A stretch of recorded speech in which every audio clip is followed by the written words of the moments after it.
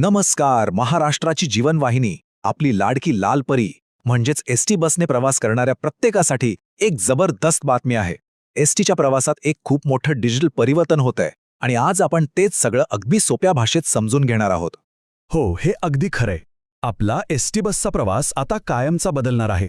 Ticket काढण्यापासून ते वेगवेगळ्या सवलती मिळवण्यापर्यंत सगळं काही आता एका नवीन रूपात आपल्यासमोर येणार आहे. पण हे बदल नक्की आहेत तरी काय आणि याचा आपल्या रोजच्या प्रवासावर काय परिणाम होईल? चला सविस्तर जाणून घेऊया. तर आज आपण काय काय पाहणार आहोत. आधी बघूया एसटीचा हा नवा डिजिटल प्रवास कसा आहे. मग हे NCMC स्मार्ट कार्ड म्हणजे नेमकं काय आहे, ते कोणाला आणि कसं मिळणार, त्याची प्रक्रिया काय आहे आणि यामुळे आपल्या प्रवासाचं भविष्य कसं असेल, या सगळ्या गोष्टी आपण एक एक करून पाहू. चला तर मग सुरुवात करूया आपल्या पहिल्या भागापासून, एसटी महामंडळाचा नवा डिजिटल प्रवास. हे तर आपण सगळ्यांनीच अनुभवलंय, नाही का? कंडक्टरकडून तिकीट घेणं, सुट्ट्या पैशांची जुळवाजुळव, अरे देवा ती चिल्लरची चिंता, किंवा तो पास जपून ठेवणं. पण आता हे सगळं चित्र बदलणार आहे. या जुन्या गोष्टी आता खरंच इतिहासात जमा होणार आहेत. आणि या सगळ्या बदलाच्या केंद्रस्थानी आहे एक छोटंसं पण खूप महत्त्वाचं स्मार्ट कार्ड. चला तर मग पाहूया हे NCMC स्मार्ट कार्ड नक्की आहे तरी काय. NCMC म्हणजे काय तर नॅशनल कॉमन मोबिलिटी कार्ड. सोप्या भाषेत सांगायचं तर हे एक असं स्मार्ट कार्ड आहे जे प्रवासाच्या सगळ्या गरजा पूर्ण करेल. म्हणजे आता खिशात रोख पैसे, तो कागदी पास आणि वेगवेगळी ओळखपत्र ही सगळी कटकट आता संपणार. सगळं काही फक्त एका कार्डमध्ये. याबद्दल बोलताना परिवहन मंत्री प्रताप सरनाईक यांनी खूप छान गोष्ट सांगितलीये. ते म्हणतात की ही फक्त एक टेक्निकल सुधारणा नाहीये, तर यातून प्रवाशांच्या विश्वासाला एक डिजिटल बळ मिळतंय. संपूर्ण व्यवस्थेत पारदर्शकता आणण्याचा हा एक मोठा प्रयत्न आहे. आता या एका कार्डचे फायदे आहे का? व्यवहार पूर्णपणे कॅशलेस होतील, म्हणजे सुट्ट्या पैशांची चिंताच नाही. सारखं पास किंवा ओळखपत्र दाखवायची गरज नाही. प्रवाशांना मिळणाऱ्या सगळ्या सवलतींची एकदम अचूक नोंद होईल. आणि सगळ्यात महत्त्वाचं म्हणजे प्रवास अधिक सुरक्षित आणि पारदर्शक बनेल. आणि हो, रिचार्ज करणंही एकदम सोपं. बरं, फायदे तर खूप आहेत, पण आता येतो सगळ्यात महत्त्वाचा प्रश्न.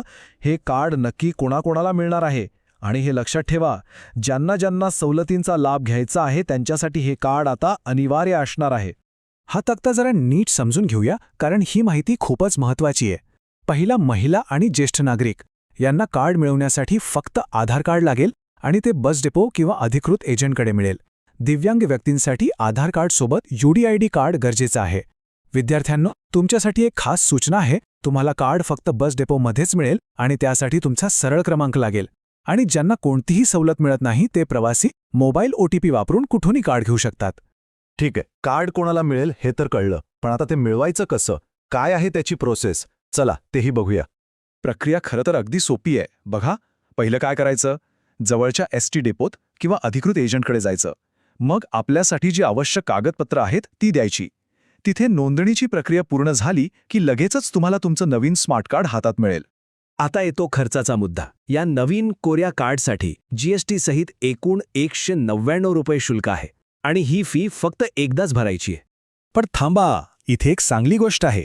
जर कोणाकडे जुनं स्मार्ट कार्ड असेल तर ते जमा करा आणि नवीन NCMC कार्ड तुम्हाला फक्त 149 रुपयांमध्ये मिळेल. म्हणजे 50 रुपयांची थेट सवलत. कार्ड तर मिळालं, पण त्यात पैसे कसे भरायचे, म्हणजे रिचार्ज कसं करायचं, तर त्याचीही अनेक सोपे पर्याय आहेत. ATM मधून करता येईल, STच्या वेबसाईट किंवा मोबाईल ॲपवरून करता येईल, किंवा नेमून दिलेल्या एजंटकडूनही रिचार्ज करता येतं.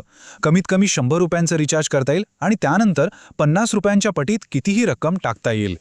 तर ह्या सगळ्या माहितीनंतर आपण आलो आहोत आपल्या शेवटच्या टप्प्याकडे. या सगळ्या बदलांमुळे आपल्या प्रवासाचं भविष्य कसं दिसणार आहे? तर महत्त्वाचा मुद्दा हाच आहे की फक्त एका कार्डच्या टचवर सगळा प्रवास किती सोपा, सुरक्षित आणि पारदर्शक होईल. सुट्ट्या पैशांची चिंता नाही, पास हरवण्याची भीती नाही आणि सर्व व्यवहार एकदम पारदर्शक. STच्या या निर्णयामुळे आपल्या पारंपरिक प्रवास व्यवस्थेला एक आधुनिक डिजिटल स्पर्श मिळतोय, हे नक्की. आणि जाता जाता एक विचार करण्यासारखा प्रश्न. STने हे एक उत्तम पाऊल उचललं आहे, पण तंत्रज्ञानाचा वापर करून आपला सार्वजनिक वाहतुकीचा अनुभव अजून भारी करण्यासाठी आणखी काय काय करता येईल असं वाटतं? नक्की विचार करण्यासारखा मुद्दा आहे.